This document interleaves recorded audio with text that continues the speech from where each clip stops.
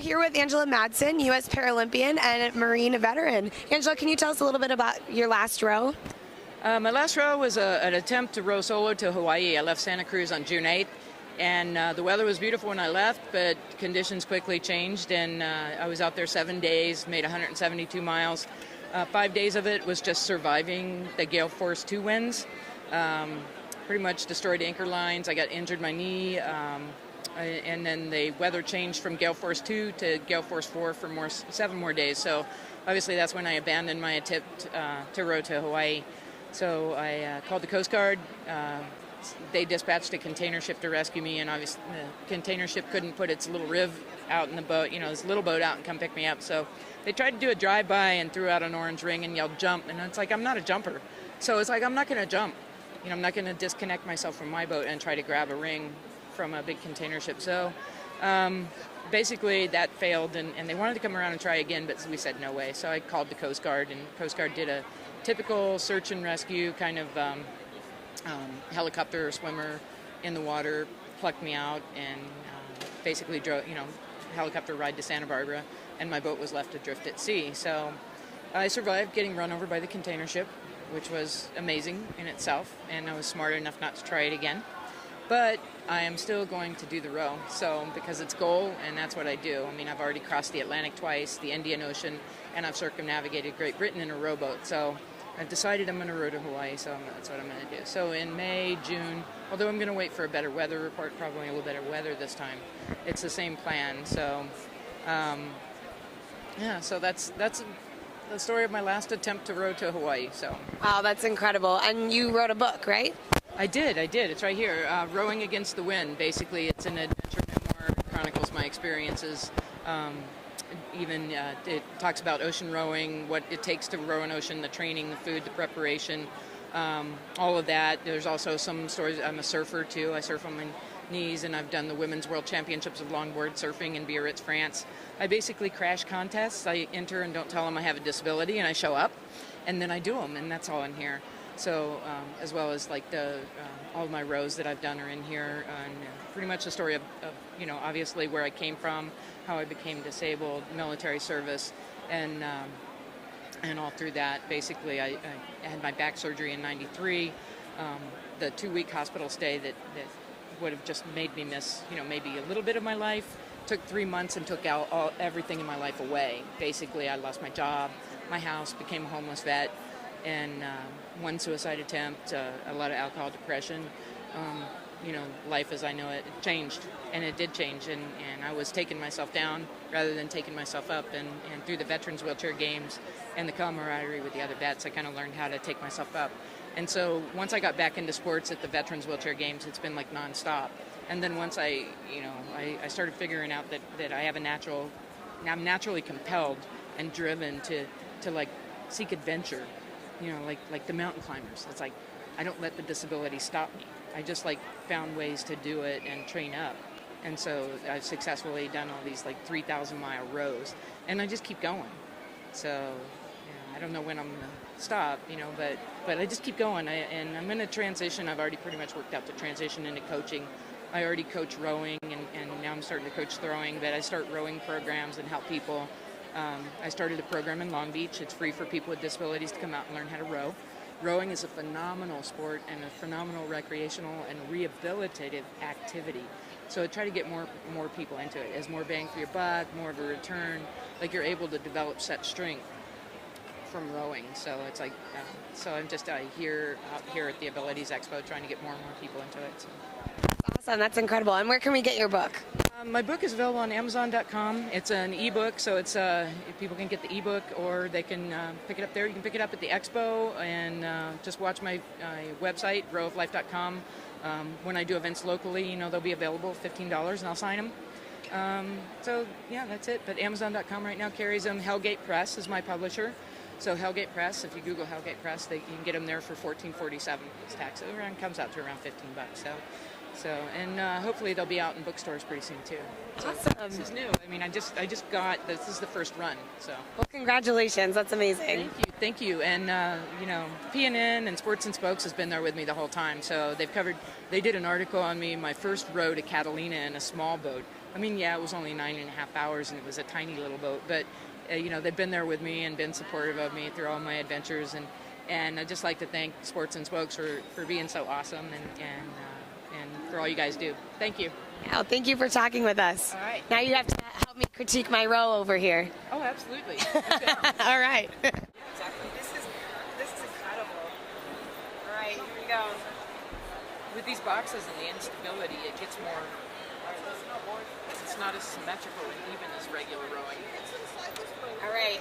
So basically, the rowing stroke, you come back, your handle moves with your legs back first. Okay. And then your handle comes in front of your knees, and then you slide. Okay, so I go So the handle comes with you. like this. Yep. And then you'll finish with your arms when it's down, and then Do I come back. keep it down? Like Yeah, it here? stays pretty low. You don't really do Don't this. go up yeah, here, down because you're not here. going to do that in the boat. When we try to assimilate what we're going to do in the boat Right. on the rowing machine when we're using it to train. If we're doing erg racing, you'll see guys doing that to make a faster time on this because they race these machines. Oh, Yeah, but when you're using it to train for rowing, you're not going to do that in the boat, so you don't want to do it here, Right. And then you want to make sure you get your hand in front of here, because if you're in a boat in the water and you're having to do this, what you're doing out there is getting stuck and turning your boat sideways. Oh, wow. Crabbing, it's called. So you don't want to crab. No. No, so you want to get the handle in front of your legs before you start that drop back up the slide. Okay. And then the drive is, Like this. when you're actually pulling, that's the drive, Uh-huh. and that should be fast and powerful. That's the lever you're moving the boat. Okay. The oar's in the water at this point right now. The oars are in the water, and now you're moving the boat. So now you're pulling, and your boat's moving. Okay. So now when you come back, you don't want to back check the boat, and you want to get rest and relaxation on the way back. So it's almost like a 2-1 count. It's like drive, and then back slow. 1, 2, 3, stroke. Okay, and that's why they always have the leader when you see them in the water. Yeah. The rowing teams. Yeah, Someone's they'll do counting that. it out. Right, they'll have a Okay. coxswain and somebody will be watching the stroke count. Like your strokes are up here on here.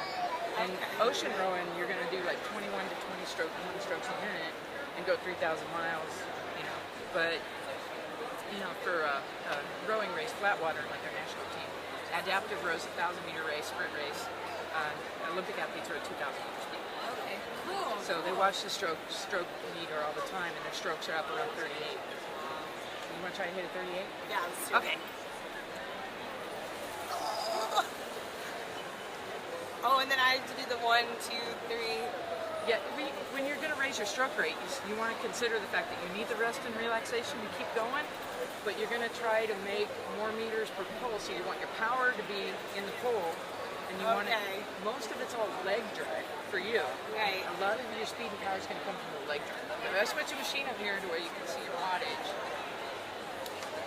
or where you have this power meter, that's a pace mode, and then we got, okay, this is your wattage, so now you're going to see this come up in here, that's going to be your power curve.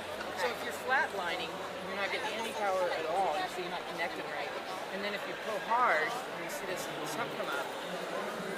So that's your power on your pull. Okay. So if you're not applying enough, and your stroke rate's not high enough, you're not going to get many meters for each pull.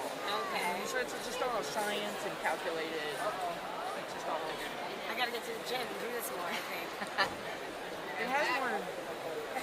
It has more bang for your buck of any activity, and especially, guys, since I've become a paraplegic and since I have these rods in my back, it's like this has given me back more than wheelchair basketball or anything I've done. Okay. So, Well, I was talking to one of the paddle boarders, and he said because you're always pushing, this helps with the pull to even help posture, Right. these muscles in your core. Right, you're doing exactly opposite. We push this way all the time, and when we're doing sports this way, we have impact with chairs. We're really damaging the shoulders. There's no overhead shoulder rotation in this. If you ever come up higher with the handle than your shoulders, you're doing it wrong. Okay. And so, I mean, you're going opposite way. So now you're using your shoulders and you're rolling and you're pulling back this way. Okay. And there's not as much resistance because the boat actually just takes off when you pull through the water. So there's not a lot. This machine requires more grip strength and has more resistance than rowing a boat on the water. Wow. When you put your oar, you can row with 2 fingers, you can row with 1 finger. You don't, unless you're in the ocean, because a wave will knock the oar out of your hand in the ocean. But when you're rowing around in the boat, it doesn't require great grip strength. And a lot of people think, I can't do that because I'm quad and I don't have grip strength. It doesn't require that much because the oar is out there on a pin, and it's all calculated and figured out that there's going to be this much, you know, and it's like you have this much load on the boat, and this much load on the oar, and it swings in that fulcrum, and you can it's very easy. And we also have grip assist gloves too, to kind of help quads and people that don't have a good grip, arms grip to handle the hand, so they can handle it. Handle it. Exactly. Exactly. Awesome. Well, thank you for the lesson. Oh, you're welcome. Let's see what I can do.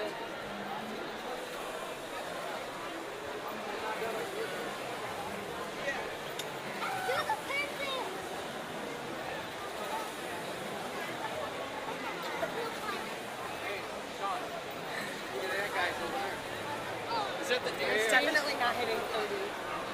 When you've got these boxes out there, it's not as stable. It's hard to hard. That one's not though. That's good. You know, they just fix it. They come with the boxes, and it's a lot harder to maintain the balance on it. Yeah. But that's what it's like out in the ocean. You know, you go in symmetrical, and it's over. It's like the race lasts 4 minutes, and it's very symmetrical. It's really able to see the cars watching what it's like. All right, guys, and then you see the guys on the pool for like 2 minutes, right? Come on, boys, if we combine, we'll ride in and go rowing. Make it last 3,000 miles in 3 months. That's ocean. Wow. No, thank you. I like it. Well, there's Thank you something so wrong with much. you.